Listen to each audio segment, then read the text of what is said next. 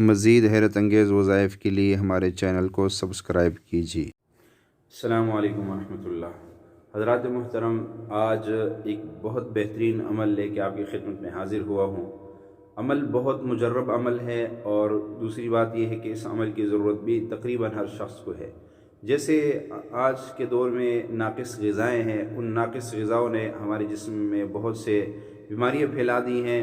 ان میں سے ایک بڑی بیماری جلدی بیماری ہے، جس کو جلدی بیماری کہا جاتا ہے۔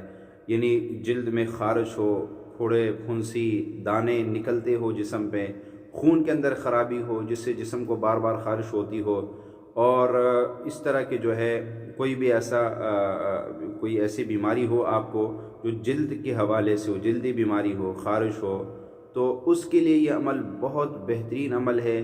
کچھ خارش جو ہے وہ الرجی ایسی ہوتی ہے کہ جس کا علاج کروا کے لوگ تنگ آ جاتے ہیں اور اس کا علاج نہیں ہوتا ہے۔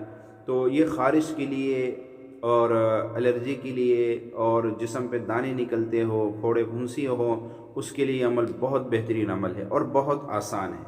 عمل بھی بہترین ہے اور عمل بھی بہت آسان ہے۔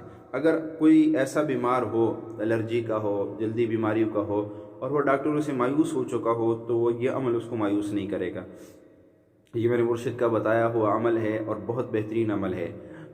2 رکعت نفل پڑھنے ہیں، صرف 2 رکعت نفل پڑھ کے آپ نے اس کا ثواب حضرت نوح علیہ السلام کو ہدیہ کرنا ہے، بس اتنا سا عمل ہے۔ 2 رکعت نفل پڑھ کے اس کا ثواب جو ہے وہ حضرت نوح علیہ السلام کو اِیصال ثواب کرے، اللہ سے دعا کرے، آپ کی خارش ختم ہو جائے گی۔ کچھ دن یہ عمل کر لیں۔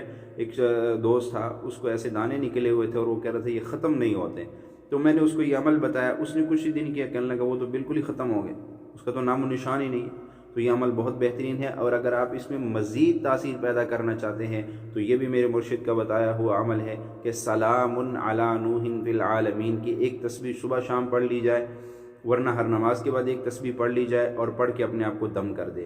یا اگر مریض دور ہے، اس کو تصور میں لا کے بھی دم کر سکتے ہیں۔ انشاءاللہ اس سے جلدی بیماریوں کا خاتمہ ہو جائے گا، کوئی خارش، کوئی جلدی بیماری وہ نہیں رہے گی۔ یہ عمل آپ کریں اور دوسرے لوگوں تک بھی اس عمل کو پہنچ جائے۔ ہم نے انسانیت کی خدمت کرنی ہے، مالی ہو، جسمانی ہو، جس طرح بھی ہو۔ اگر ہم مالی نہیں کر سکتے ہیں، جسمانی مدد نہیں کر سکتے، چلو روحانی مدد کر لیں۔ ہم روحانی طور پہ جو دعاؤں میں، جو اعمال کے اندر اللہ نے تاثیر رکھی ہے نا، وہ مال میں نہیں ہے، وہ تاثیر وہ کسی چیز میں نہیں، جو اعمال کے اندر طاقت ہے۔